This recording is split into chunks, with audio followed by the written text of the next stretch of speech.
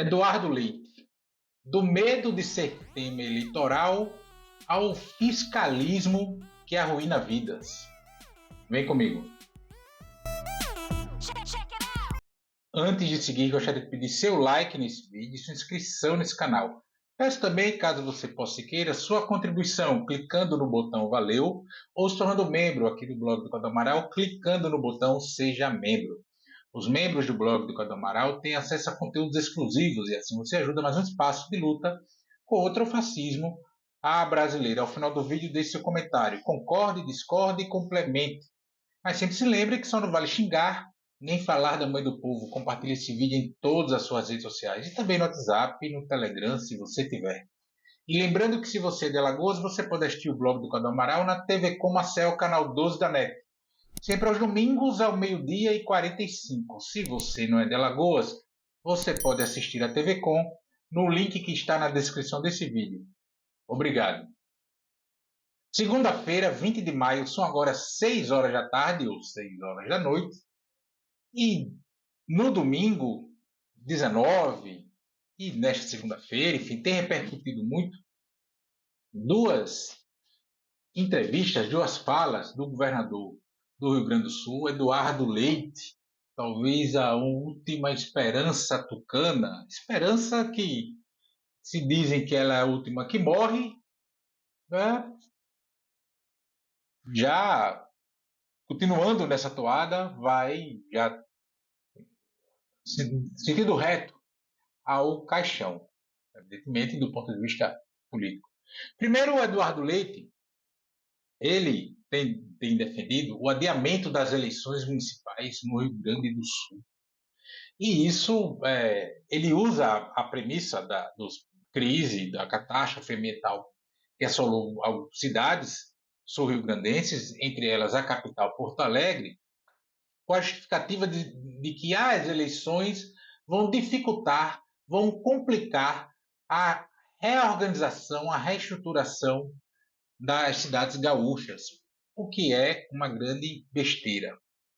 Não vai afetar em nada nesse sentido, porque o que estamos vendo no Rio Grande do Sul é uma junção de forças do Estado brasileiro, o Estado com E maiúsculo, os entes federativos, as cidades em maior ou menor grau, o Estado, o governo do Estado do Rio Grande do Sul e a União, o governo federal. E para além do governo federal, melhor dizendo, a União como um todo, o Parlamento brasileiro, o Congresso Nacional e até mesmo o Poder Judiciário. O Poder Judiciário que, inclusive, o Supremo Tribunal Federal doou depósitos judiciais ao Rio Grande do Sul, cerca de pouco mais de 120 milhões de reais ao Rio Grande do Sul. Veja, o Poder Judiciário. O Poder Executivo já está na casa de 70 bilhões de reais, mais recursos vão chegar, e o Congresso Nacional agilizando, garantindo a legislação para que os recursos cheguem ao Estado do Rio Grande do Sul. O que o Eduardo Leite quer é não ser tema do debate eleitoral, porque não há como ele não ser tema do debate eleitoral, mesmo que municipal desse ano. Veja, nas cidades atingidas, os prefeitos da vez, se existir a possibilidade de reeleição, esses têm muita chance de não serem reeleitos, salvo a depender da postura que adotaram a partir do alagamento das suas cidades. Mas aumentou a chance, independente de coloração partidária, eles não serem reeleitos, porque o humor do eleitorado tende a estar pela rejeição, pela repulsa dos políticos da vez. Tende a estar, não quer dizer que vai. Mas não há como não ser debate o governador do Estado. Não tem como ele não ser. Não tem como haver algum grau de desgaste aquele candidato ou prefeito da vez que é aliado do governador no Rio Grande do Sul. Não tem como não ser. Não tem como não ser debate colocar a pequenez do Estado do Rio Grande do Sul diante da União. Pequenez esta, é verdade, é preciso que seja dito às claras, que independe da vontade do governador e independe, inclusive, da sua coloração partidária. O Estado do Rio Grande do Sul não tem condições de competir com a União nesse momento. Não tem como. Veja, o orçamento do Rio Grande do Sul, do governo do Rio Grande do Sul para 2024 é pouco mais de 80 bilhões. E só com 2 ajudas assim do governo federal, em 2 anúncios, enfim, já está os 80 aí cobertos. Fora as outras coisas que estão chegando. Então não tem como competir. Não tem como competir. E é evidente que o governador fica muito pequeno diante da necessidade do Estado brasileiro agir para solucionar a crise no Rio Grande do Sul. Fica muito evidenciado isso. E ele é um cara que sempre defendeu o tal Estado mínimo. E agora está fazendo falta o tal Estado. Né? Estado mínimo esse que ele também admitiu numa outra entrevista, num outro momento, enfim, uma outra fala dele, de que ele ignorou os estudos lá, os alertas ambientais, para fazer ajuste fiscal. Porque a prioridade era fazer o ajuste fiscal, porque o debate público estava em torno do ajuste fiscal. É o fiscalismo que arruína vidas. Quantas vidas poderiam ter sido poupadas de famílias, de perder suas casas, de perder parentes, de perder seus bens, de passar por esse sofrimento, se em vez de ele priorizar o tal ajuste fiscal, ele tivesse priorizado os alertas ambientais, as recomendações ambientais de proteção a enchentes, esse tipo de coisa.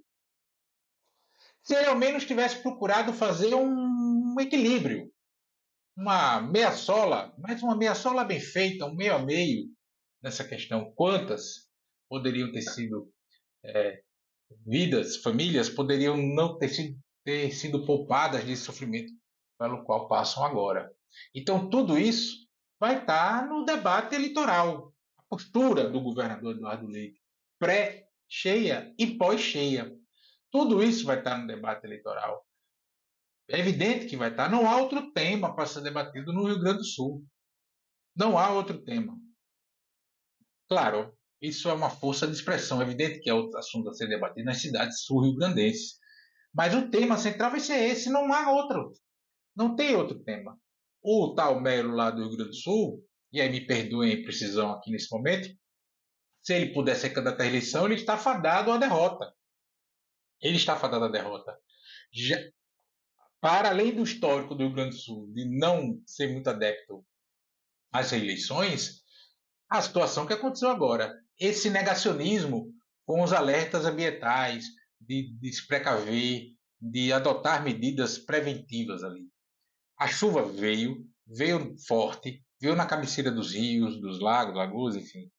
E a cheia, a subida do nível do rio ocorreria, mas o impacto seria muito menor se as medidas apontadas, alertadas, que o governador Eduardo Leite disse ter tomado conhecimento e que as ignorou para fazer ajuste fiscal tivessem sido tomadas, muitas dessas vidas seriam sanadas, não passariam por problemas, não teriam que sair das suas casas, o impacto seria menor. E por falar em impacto financeiro, inclusive, do tal fiscalista aí, se por bobalhice ou de caso pensado, o fato é que essa fala do Eduardo Leite, de ter ignorado os alertas, de ter ignorado os laudos, os estudos, etc., para fazer o ajuste fiscal, pode dar margem, dar brecha para que as empresas que perderam recursos, as grandes, somente as grandes empresas que têm mais poder econômico, para grandes advogados, etc., acionarem o Estado do Rio Grande do Sul cobrando indenização, aumentando inclusive os prejuízos do Estado